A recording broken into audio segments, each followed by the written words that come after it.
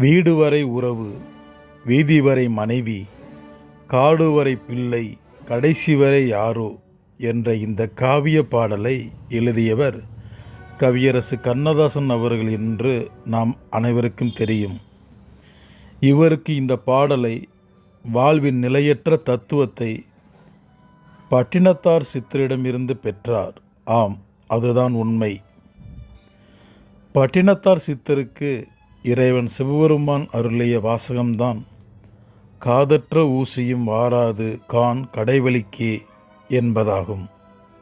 இதன் பொருள், நாம் இறந்தபின் நாம் சேர்த்த செல்வம், பணம், பொருள், சொத்து, மனைவி, மக்கள் என எவரும் நம் கூட வரமாட்டார்கள். ஏன், காது இல்லாத ஒரு சிறிய ஊசி கூட நம்முடன் வராது என்பதே ஆகும். கடல் கடந்த வியாபாரம் மூலம் பெரும் செல்வந்தராக வாழ்ந்தவர்தான் திருவெண்காடர் என்ற பட்டினத்தார். இவரது மனைவியின் பெயர் சிவகலை. வீடு, வசதி, சொத்து 10, தங்கம், முத்து, பவளம், மனைவி, மக்கள் என இவை யாவும் நிலையற்றது. ஏன், இந்த வாழ்வு கூட நிலையற்றதுதான் என்பதை இவருக்கு அவருடைய மகன் வடிவத்தில் தோன்றி உணர்த்திவிட்டு சென்றார் இறைவன் சிவபெருமான். இந்த யான தெளிவால் எல்லாவற்றையும் உதறிவிட்டு துறவு பூண்டார் பட்டினத்தார். பசி எடுத்த பொழுது பிச்சை எடுத்து அந்த உணவை உண்டார். திருவிடைமருதூர் சிவாலயம் சென்று அங்கு தங்கி வாழ்ந்தார். கொங்கு நாட்டு மன்னனான பத்திரகிரியார் எல்லாவற்றையும் துறந்து பட்டினத்தாருக்கு சீடராக அங்கு வந்து சேர்ந்தார். பத்திரகிரியார் தினம் வீடு வீடாக சென்று யாசித்து பெற்ற உணவை கொண்டு வந்து பட்டினத்தாருக்கு கொடுத்து அவர் உண்டபின் மிச்சமான உணவை உண்டு வாழ்கிறார். பத்திரகிரியாரின் அதீத சிவப்பற்றை பார்த்த இறைவன் சிவபெருமான் பத்திரகிரியாருக்கு முதலில் காட்சி தந்து முக்தி தந்து அவரை கூட்டிச் சென்று விடுகிறார். தனக்கும் இந்த வரம், மோட்சம், தரிசனம் கிடைக்க வேண்டும் என பட்டினத்தார் இறைவன் சிவபெருமானிடம் வேண்டுகிறார்.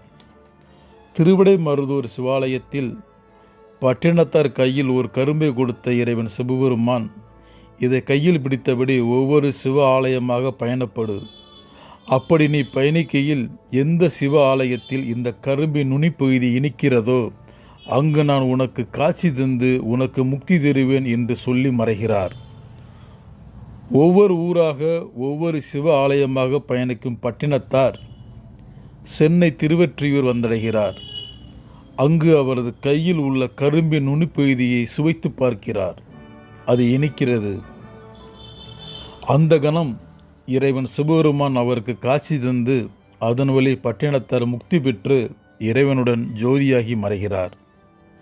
சித்தர்கள் வள்ளலாருக்கும் பட்டினத்தாருக்கும் தனியாக சமாதிகள் என ஒன்றும் கிடையாது.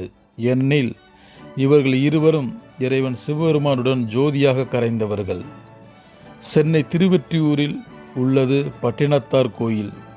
இங்குதான் பட்டினத்தார் முக்தி பெற்று இறைவன் சிவபெருமானுடன் ஜோதியாகி மறைந்தார்.